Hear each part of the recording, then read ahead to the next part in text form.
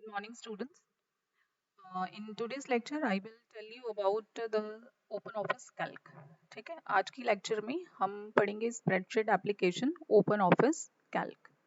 ठीक है, तो आप सबने माइक्रोसॉफ्ट ऑफिस में माइक्रोसॉफ्ट एक्सेल पढ़ा होगा, तो ये करस्पॉन्डिंग ओपन ऑफिस का एप्लीकेशन है. ठीक है, तो ओपन ऑफिस क्या है? ओपन ऑफिस कैल्क एक स्प्रेडशीट प्रोग्राम है जो कि आपको ओपन ऑफिस सूट के हिस्से में मिलता है. So what is OpenOffice Calc? OpenOffice Calc is a spreadsheet program which is a part of the free OpenOffice suite. जैसे Microsoft Excel, Microsoft Office का हिस्सा था, तो same way OpenOffice Calc OpenOffice suite का हिस्सा है. ठीक है, तो जो जो काम आप Microsoft Excel में करते थे, वो सारे काम आप OpenOffice Calc में भी कर सकते हैं. ये जो प्रोग्राम है, इसको यूज़ करना, OpenOffice Calc को यूज़ करना बहुत ही ईजी होता है और इसमें वो सारे फीचर्स अवेलेबल हैं जो कि एक कमर्शियल स्प्रेडशीट प्रोग्राम में होते हैं. ओपन ऑफिस कैल्क एक सॉफ्टवेयर है जिसके थ्रू आप कैलकुलेशंस परफॉर्म कर सकते हैं यूजिंग फार्मूला और आप डेटा इजीली एनालाइज कर सकते हैं. ठीक है, तो ओपन ऑफिस कैल्क एक सॉफ्टवेयर है जिसके थ्रू आप कैलकुलेशंस यूजिंग फार्मूले परफॉर्म कर सकते हैं और आप डेटा इजीली एनालाइज कर सकते हैं. नीचे अगर आपको आप ये पिक्चर देखेंगे तो ये आपको क्या दिखा रहा है कि आपकी जब आप छोटे होते थे तो आपकी ये मैथ की नोटबुक होती थी. तो इसमें क्या होते थे? बॉक्सेस बने होते थे. तो बेसिकली बॉक्सेस जो है वो कैसे बने होते थे? By the intersection of row and column. ठीक है, रो ये हॉरिजॉन्टल वाली चीज होती है और कॉलम वर्टिकल वाली चीज होती है.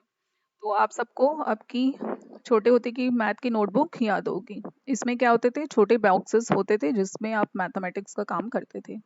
ये बॉक्सेस कैसे फॉर्म होते थे? By the intersection of horizontal rows and vertical column. ठीक है, तो स्प्रेडशीट या इलेक्ट्रॉनिक स्प्रेडशीट भी क्या होती है? इसमें लॉन्ग शीट होती है जिसमें रोज और कॉलम्स आपको कंप्यूटर स्क्रीन में दिखते हैं. ठीक है, स्प्रेडशीट क्या है? एक long sheet of rows and column है और वो आपको कंप्यूटर स्क्रीन में डिस्प्ले होती है. इसके थ्रू आप जो अपना डेटा है वो रोज एंड कॉलम में मैनेज और ऑर्गेनाइज करके रखते हैं. स्प्रेडशीट के थ्रू आप क्या कर सकते हैं? डेटा के ऊपर कैलकुलेशन परफॉर्म कर सकते हैं, आप रिपोर्ट्स तैयार कर सकते हैं, आप डेटा एनालिसिस कर सकते हैं. इसके अलावा आप अपने जो डेटा है उसको ग्राफिकली भी रिप्रेजेंट कर सकते हैं. ग्राफिकल रिप्रेजेंटेशन कैसे करते हैं? आप चार्ट्स या ग्राफ्स बना के उसको ग्राफिकली रिप्रेजेंट कर लेते हैं. स्प्रेडशीट सॉफ्टवेयर के लिए और एक टर्म यूज किया जाता है जिसे हम कहते हैं वर्कबुक. ठीक है, तो वर्कबुक बेसिकली क्या है? It is an another name for open office Calc file. Open office Calc में जो भी आप फाइल्स ओपन करते हो उसे आप क्या कहते हो? वर्कबुक. वर्कबुक में क्या होता है? Workbook is a collection of worksheets. Workbook में बेसिकली क्या होती है? बहुत सारी वर्कशीट्स होती हैं एक सिंगल फाइल में. हर एक शीट में क्या होते हैं? बहुत सारे सेल्स होते हैं जिनको आप रोज एंड कॉलम में अरेंज करके रखते हैं. तो अब हमने पढ़ना है इसकी डिटेल के बारे में. तो इससे पहले हम देखेंगे कि स्प्रेडशीट एप्लीकेशन पॉपुलर क्यों हुआ है. स्प्रेडशीट प्रोग्राम के पॉपुलर होने के बहुत सारे रीज़न है. पहला क्या है कि इसमें बहुत सारे बिल्ट इन फंक्शंस अवेलेबल हैं जिसके थ्रू आप कैलकुलेशन बहुत ही इजीली, बहुत ही फास्टली और एकदम एक्यूरेटली परफॉर्म कर सकते हैं. इसके अलावा आप बहुत ज़्यादा वॉल्यूम ऑफ डेटा को इजीली हैंडल और मैनिपुलेट कर सकते हैं. बहुत सारा डेटा आप कैसे इसमें हैंडल कर सकते हैं? क्योंकि इसमें जो नंबर ऑफ रोज और नंबर ऑफ कॉलम्स बहुत होते हैं, तो आप बहुत सारा डेटा इसमें एंटर कर सकते हैं और उससे मैनिपुलेट कर सकते हैं. स्प्रेडशीट एप्लीकेशन में आप क्या कर सकते हैं? दूसरे एप्लीकेशंस में से डेटा इंपोर्ट भी कर सकते हैं या डेटा एक्सपोर्ट भी कर सकते हैं. डेटा को आप पिक्टोरियल फॉर्म जैसे ग्राफ्स और चार्ट में रिप्रेजेंट कर सकते हैं. और इसका और एक फीचर है कि सपोज आपने एक सेल का वैल्यू यूजिंग फॉर्मूला कैलकुलेट किया है. ठीक है, सपोज A5 सेल है, उसका मैंने कैसे कैलकुलेशन किया? A1 plus A2 plus A3 plus A4. A5 cell में मैंने फॉर्मूला सम वाला लगाया हुआ है. तो अगर अब बाद में जाके मैं A2 का वैल्यू चेंज कर रही हूँ तो आपको दोबारा से रिकैलकुलेशन करने की ज़रूरत नहीं है. स्प्रेडशीट क्या करेगी? ऑटोमेटिकली वो फॉर्मूला नए वैल्यू के साथ रिकैलकुलेट करके वो अपडेट कर देगी. तो ये इसका एक बहुत ही मेन फंक्शन है. इसमें क्या है कि formula cells get automatically recalculated whenever underlying data values are change. तो आपको ये चिंता करने की ज़रूरत नहीं है कि भाई अब मैंने फॉर्मूला में एक सेल यूज़ किया था, उसका मैंने वैल्यू चेंज कर दिया, तो दोबारा जाके उसको रिकैलकुलेशन करने की आपको कोई चिंता करने की ज़रूरत नहीं है। आपका प्रोग्राम ये खुद ही कर देगा। अब नेक्स्ट हम देखेंगे कि हम एक नई वर्कशीट कैसे क्रिएट कर सकते हैं। ठीक है, तो पहले हम एक ओपन ऑफिस कैल्क की फाइल को ओपन करके देखते हैं। इसके लिए आपने क्या करना है, स्टार्ट में जाके अपने ओपन ऑफिस में से ओपन ऑफिस कैल्क को सिलेक्ट कर लेना है। तो जब आप इस पे क्लिक करेंगे तो आपकी एक स्प्रेडशीट की वर्कबुक ओपन हो जाएगी और उसमें अनटाइटल्ड 1 उसका नाम लिखा होगा। ठीक है, तो ये हम ओपन करके देख लेते हैं। तो आप स्टार्ट पे जाएंगे, आपका ओपन ऑफिस आपने जहाँ पर रखा है तो वहाँ पर जाके आप उस पर क्लिक करेंगे। तो ये मेरा ओपन ऑफिस है, इसमें से आपने क्या क्लिक करना है, ओपन ऑफिस कैल्क। ठीक है, तो जब ओपन ऑफिस कैल्क पे आप क्लिक करेंगे तो आपका क्या हो जाएगा, एक नई स्प्रेडशीट की वर्कबुक ओपन हो जाएगी। उसका नाम क्या लिखा होगा, अनटाइटल्ड 1। जब आप दूसरी खोलेंगे तो उसका नाम क्या आएगा, अनटाइटल्ड 2। ठीक है, अनटाइटल्ड 1 हाइफन प्रोग्राम का नाम लिखा होगा। प्रोग्राम का नाम हमारा क्या है, ओपन ऑफिस कैल्क। ठीक है, तो ये आप देख रहे हैं कि यहाँ क्या लिखा है, untitled 1 hyphen open office Calc. तो पहले आपके डॉक्यूमेंट का नाम हाइफन प्रोग्राम का नाम लिखा आता है। तो ये नेक्स्ट आपका क्या है कि आपके स्प्रेडशीट जो आपकी वर्कबुक है उसके कंपोनेंट्स क्या है। तो ये आपका ओपन ऑफिस कैल्क की फाइल ओपन हो गई है। ठीक है, ऊपर आप क्या देख रहे हैं, क्या लिखा हुआ है, untitled 1 hyphen open office Calc. तो नेक्स्ट हम देखेंगे कि इसके कंपोनेंट्स क्या होते हैं। ठीक है, ये आपको कंपोनेंट्स ये सारे दिखा रहा है कि भाई ये ऊपर टाइटल बार है, ये क्या क्या है। अब हम इसको इन डिटेल देखते हैं कि कौन सा पार्ट को हम क्या कहते हैं। तो सबसे पहले हम पढ़ेंगे टाइटल बार के बारे में। तो हम क्या पढ़ रहे हैं, components of a Calc screen. Title bar, title bar क्या होती है, टाइटल बार कैल्क विंडो की सबसे ऊपर जो बार होती है उसे हम क्या कहते हैं, टाइटल बार। इस टाइटल बार में क्या लिखा होता है, इसमें आपकी वर्कबुक का नाम लिखा होता है। It displays the name of the workbook on which you are currently working. जब भी आप एक नई वर्कशीट क्रिएट करते हैं तो इसका नाम क्या होता है, अनटाइटल्ड 1। दूसरी खोलेंगे उसका नाम होगा अनटाइटल्ड 2। ठीक है, वर्कबुक बेसिकली क्या होती है, कलेक्शन ऑफ वन और मोर वर्कशीट। और टाइटल बार के राइट साइड में आपके पास 3 बटन होंगे, मिनिमाइज, रिस्टोर जिसको आप मैक्सिमाइज भी कह सकते हैं, और क्लोज बटन। तो यहाँ हम देख लेते हैं, ये ऊपर वाली जो बार है ये हमारी है टाइटल बार। ठीक है, इसमें आपका प्रोग्राम का नाम, ये डॉक्यूमेंट का नाम हाइफन प्रोग्राम का नाम लिखा है। और राइट में ये 3 बटन है, ये आपका मिनिमाइज है, ये मैक्सिमाइज या रिस्टोर करने का है, और ये क्लोज बटन है। सबको पता है मिनिमाइज का क्या काम होता है। जब मैंने मिनिमाइज क्लिक कर दिया तो ये आपके यहाँ नीचे बार पे चलेगी। अगर मैं इसको दोबारा क्लिक करूंगी तो ये मैक्सिमाइज हो जाएगी। अगर ये मैक्सिमाइज है, अगर मैं इसको क्लिक करूंगी तो ये रिस्टोर होके छोटी साइज में चली जाएगी। अगर दोबारा मैं इसको क्लिक करती हूँ तो ये बड़ी साइज में चली जाएगी। ठीक है, इस पे मैंने क्लिक किया, सॉरी ये दूसरी स्क्रीन पे क्लिक हो जा रहा है। ठीक है, इसको मैंने क्लिक किया, इसका साइज बड़ा हो गया, दोबारा मैंने क्लिक किया, ये रिस्टोर होके इसका साइज थोड़ा छोटा हो जाएगा। और नेक्स्ट हमारा क्या है, क्लोज बटन है। ठीक है, नेक्स्ट हमारा जो कंपोनेंट है वो क्या है, मेन्यू बार। मेन्यू बार क्या है, टाइटल बार के नीचे जो बार होती है उसे हम मेन्यू बार कहते हैं। इसमें कौन कौन सी कमांड्स होती हैं, जैसे फाइल, एडिट, व्यू होते हैं। अगर आप किसी भी मेन्यू पे क्लिक करेंगे तो उसमें आपको उसकी करस्पॉन्डिंग जितनी कमांड्स होती हैं वो डिस्प्ले हो जाएंगी। तो ये हमारा क्या है, मेन्यू बार है। इसमें ऑप्शंस क्या क्या है, कौन कौन से मेन्यू है, file, edit, view, insert, format, tools, data, window, help. अगर आप किसी भी मेन्यू ऑप्शन पे क्लिक करते हैं तो उसकी जितनी भी कमांड्स हैं उसकी लिस्ट आपको डिस्प्ले हो जाती है। नेक्स्ट आपका है स्टैंडर्ड बार। ठीक है, मेन्यू बार के नीचे जो बार है वो क्या है, स्टैंडर्ड बार। इस बार में बेसिकली क्या होते हैं, उन बटन्स के आइकन्स आपको प्रोवाइड किए जाते हैं जो आप बहुत ज़्यादा यूज़ करते हैं। तो आप इन आइकन्स को क्लिक करके उन कमांड्स को बहुत ही इजीली एक्सेस कर सकते हैं। जैसे आप बहुत ही फ्रीक्वेंटली नई वर्कशीट ओपन करते हैं तो, या आप कॉपी या पेस्ट करते रहते हैं अपनी वर्कशीट्स में, तो ये इसके लिए आपको शॉर्टकट बना दिए गए हैं ये स्टैंडर्ड बार में। तो आप स्टैंडर्ड बार अगर देखेंगे, ये आपको न्यू का ऑप्शन है, ये ओपन का ऑप्शन है, ये सेव का ऑप्शन है। ठीक है, डॉक्यूमेंट को ईमेल में सेंड करने का। ठीक है, तो ये प्रिंट का काफ़ी सारे यहाँ ऑप्शंस बने हुए हैं। ठीक है, कट, पेस्ट, आपको कॉपी का ऑप्शन बना हुआ है। तो इस बार में बेसिकली क्या होते हैं, जो आपकी मेन्यू बार में जो कमांड्स होती हैं तो उनके हम बटन्स बना के आपको यहाँ प्रोवाइड कर दिए गए हैं ताकि आप इनको इजीली और फास्टली एक्सेस कर सकें। उसके बाद आपका आता है फॉर्मेटिंग बार। फॉर्मेटिंग बार नाम से ही पता लग रहा है इस बार में कौन से ऑप्शंस होंगे जिसके थ्रू आप फॉर्मेटिंग कर सकते हैं। फॉर्मेटिंग कर सकते हैं मतलब आप जो आपने टेक्स्ट लिखा है उसका फॉन्ट चेंज कर सकते हैं, उनका कलर चेंज कर सकते हैं, उसकी अलाइनमेंट सेट कर सकते हैं, उस पर बॉर्डर लगा सकते हैं, उसका बैकग्राउंड कलर चेंज कर सकते हैं। तो फॉर्मेटिंग बार में क्या है, बटन्स और मेन्यूज होते हैं जिसके थ्रू आप फॉर्मेटिंग ऑप्शन सिलेक्ट कर सकते हैं। तो ये आपकी क्या है नीचे फॉर्मेटिंग बार। इसमें आप देख रहे हैं फॉन्ट चेंज करने के लिए कह रहे हैं, साइज आप चेंज कर सकते हैं, बोल्ड, इटैलिक, अंडरलाइन, अलाइनमेंट, ये सारी ऑप्शंस आप यहाँ पर सिलेक्ट कर सकते हैं। नेक्स्ट आपका आता है फॉर्मूला बार। ठीक है, फॉर्मूला बार जो है फॉर्मेटिंग बार के नीचे आपका फॉर्मूला बार है। फॉर्मूला बार में बेसिकली लेफ्ट साइड में नेम बॉक्स लिखा होगा और एक लॉन्ग वाइट बॉक्स होगा जिसको आप इनपुट लाइन कहते हैं।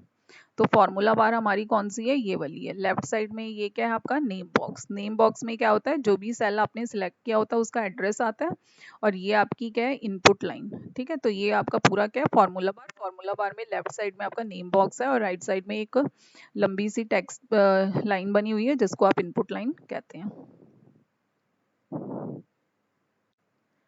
ठीक है, फिर नेम बॉक्स क्या होता है, it is present on the left of the formula bar and displays the address of the selected cell.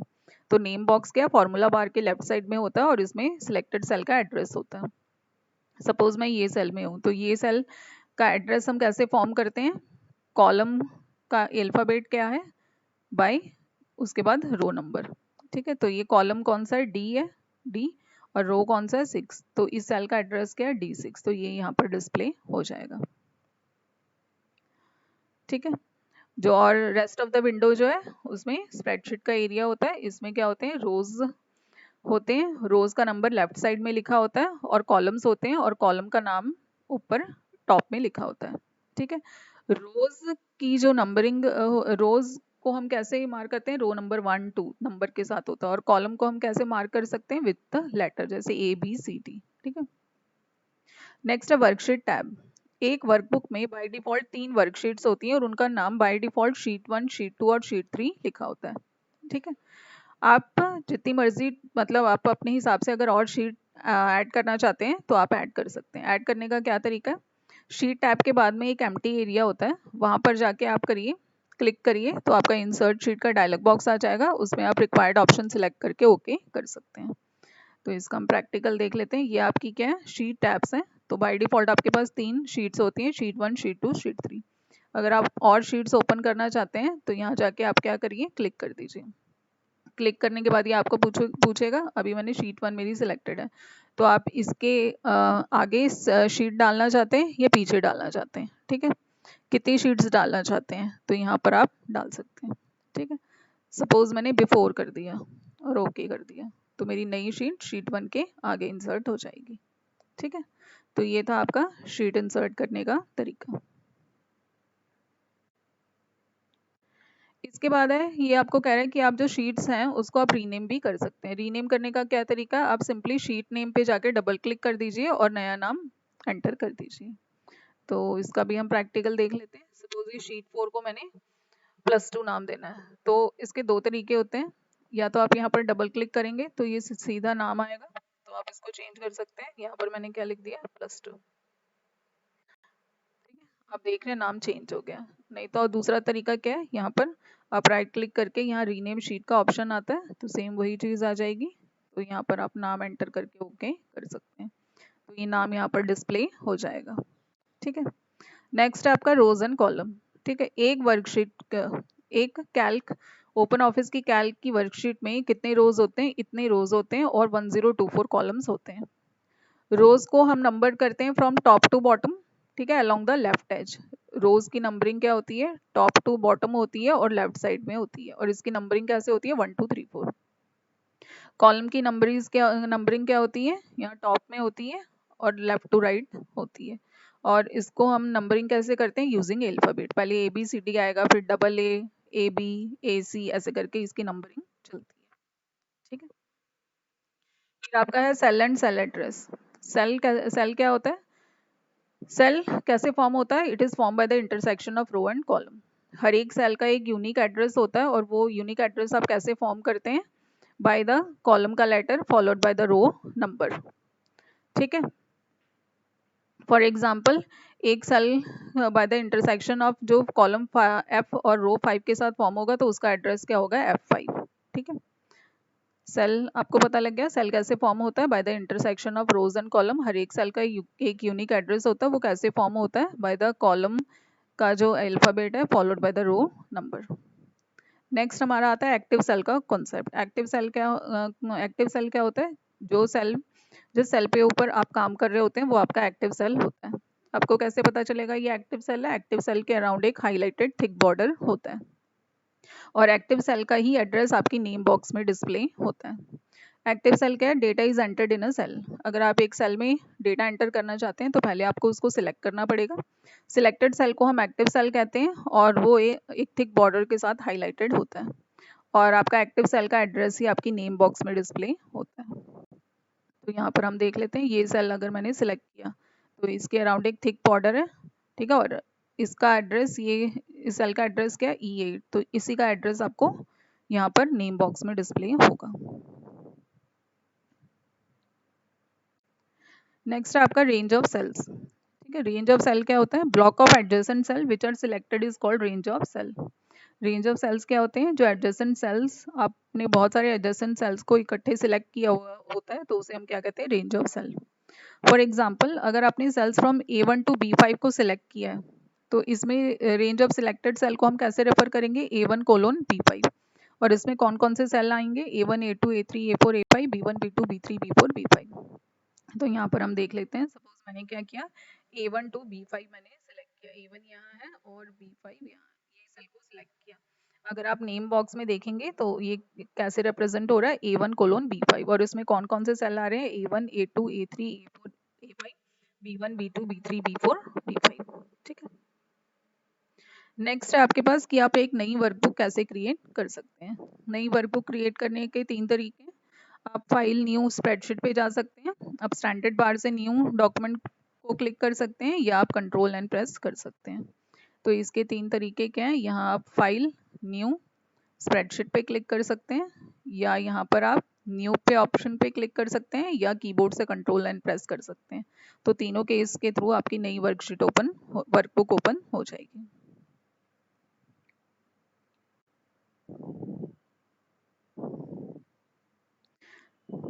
Next आपके पास है, आप वर्कबुक को सेव कैसे कर सकते हैं। सेव करने के आपके पास सेम वही 3 तरीके हैं। आप फाइल मेन्यू में से जाके सेव ऑप्शन सेलेक्ट कर सकते हैं, स्टैंडर्ड बार से सेव आइकन को क्लिक कर सकते हैं, या कंट्रोल एस प्रेस कर सकते हैं। फाइल सेव क्लिक कर सकते हैं, यहाँ आपके पास सेव का ऑप्शन है, या कंट्रोल एस प्रेस कर सकते हैं। ठीक है। ये बात का आपने ध्यान रखना है कि पहली बार जब आप एक फाइल को सेव कर रहे होते हैं तो सेव एज दोनों सेम ही काम करता है। ठीक है। तो जब भी अगर आप पहली बार एक फाइल को सेव कर रहे हैं तो आपने सेव पे भी क्लिक किया तो आपका save as dialog box appear होता है। इसमें आपको क्या बोलता है कि आप अपने फाइल का नाम लिखिए, जो आप उसको जिस नाम से सेव करना चाहते हैं और किस लोकेशन में सेव करना चाहते हैं। और हमेशा ये याद रखना कि ओपन ऑफिस कैल्क फाइल का एक्सटेंशन क्या होता है? ODS। ठीक है। नेक्स्ट है हमारा opening workbook and entering text.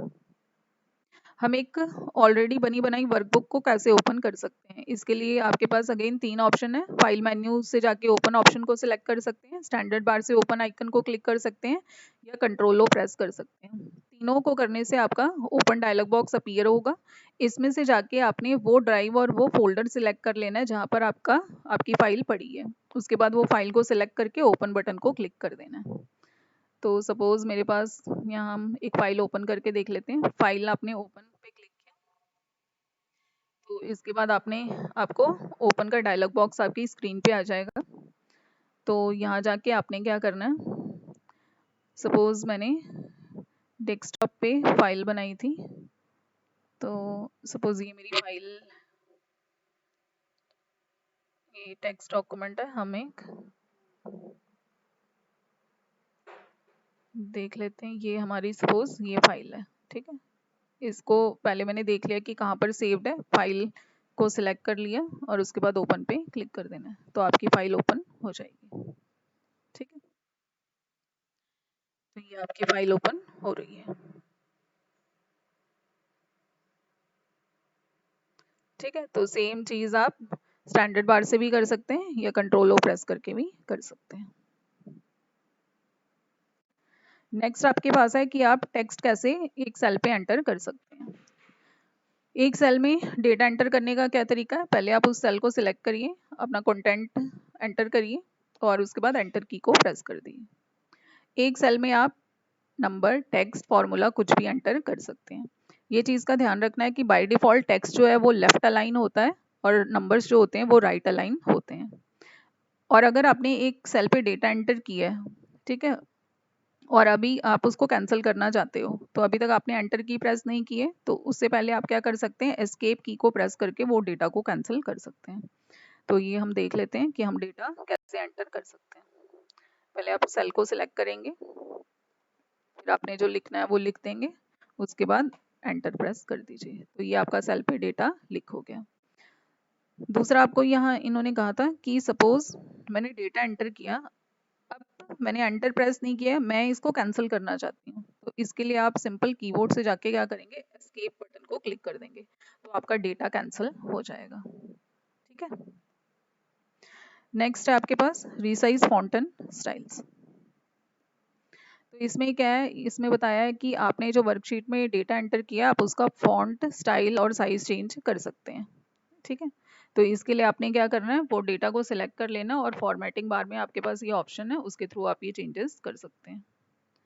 तो सपोज यहाँ मैंने ये चीज़ लिखी थी, अब मैं इसका फॉन्ट चेंज करना चाहती हूँ, सपोज मैंने ये कर दिया, साइज मैंने कर दिया 12 कर दिया और इसको बोल्ड कर दिया, तो आप ऐसी फॉर्मेटिंग कर सकते हैं। नेक्स्ट हम देखेंगे कि हम सेल को कैसे सिलेक्ट कर सकते हैं। ठीक है, यहाँ पर ये आपको बता रहा है कि हम सेल को कैसे सिलेक्ट कर सकते हैं। तो रेंज मैंने आपको ऑलरेडी बता ही दिया है कि रेंज क्या होता है, एडजेसेंट सेल्स का सिलेक्शन को आप क्या कहते हैं, रेंज कहते हैं। आप मल्टीपल रेंजेस भी इकट्ठी सिलेक्ट कर सकते हैं, कैसे कर सकते हैं वो हम देखेंगे। तो पहले ये बता रहा है कि आप सेल को कैसे सिलेक्ट कर सकते हैं। सेल को सिलेक्ट करने के आपके पास दो तरीके हैं, आप माउस के थ्रू भी सिलेक्ट कर सकते हैं, कीबोर्ड के थ्रू भी सिलेक्ट कर सकते हैं। अगर आपने माउस के थ्रू सिलेक्शन करना है तो आपको क्या स्टेप्स परफॉर्म करनी पड़ेंगी। इसके लिए आपने क्या करना है, जहाँ से आप अपनी रेंज, जो सेल से आपने सिलेक्शन शुरू करनी है उसके पहले वाले सेल को सिलेक्ट कर लीजिए। उसके बाद आपने क्या करना है, माउस पॉइंटर को उस पर्टिकुलर सेल के राइट कॉर्नर में लेके जाना है, उसके बाद क्लिक करके लेफ्ट माउस बटन को होल्ड करना है और माउस पॉइंटर को ड्रैग कर देना है। ठीक है, तो जब ये आप ये करोगे थिक प्लस साइन आ जाएगा और आप क्या कर सकते हैं, जहां तक आपको सिलेक्शन करनी है वहां तक माउस को खींच के ले जाइए, तो आपकी सिलेक्शन हो जाएगी। ये देख लेते हैं, सपोज मैंने ये सेल से ये सेल तक सिलेक्शन करनी है, तो पहले आप यहाँ से फर्स्ट सेल को सिलेक्ट कर लेंगे। उसके बाद आपने क्या करना है, यहाँ पर पॉइंटर लेके गए, यहाँ साइन आ गया, तो आपने क्या करना है, सिंपल इसको खींच कर जहां तक आपने सिलेक्शन करनी है वो ले जाइए, तो इतने सेल आपके क्या हो गए, सिलेक्ट हो गए। तो ये वही वाला एग्जाम्पल, उसकी डिस्क्रिप्शन दी हुई है।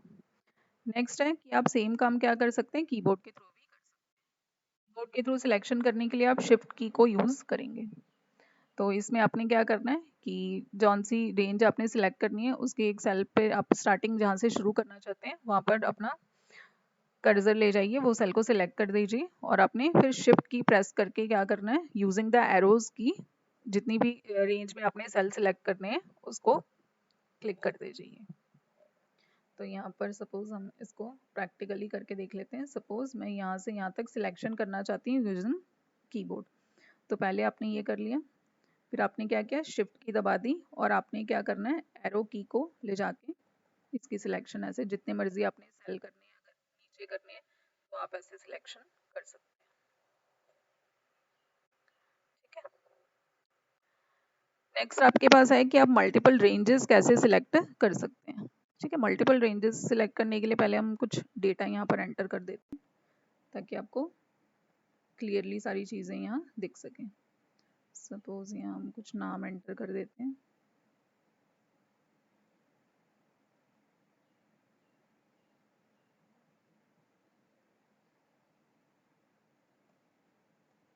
ये मेरी एक रेंज है, यहाँ पर मैंने कुछ और डेटा,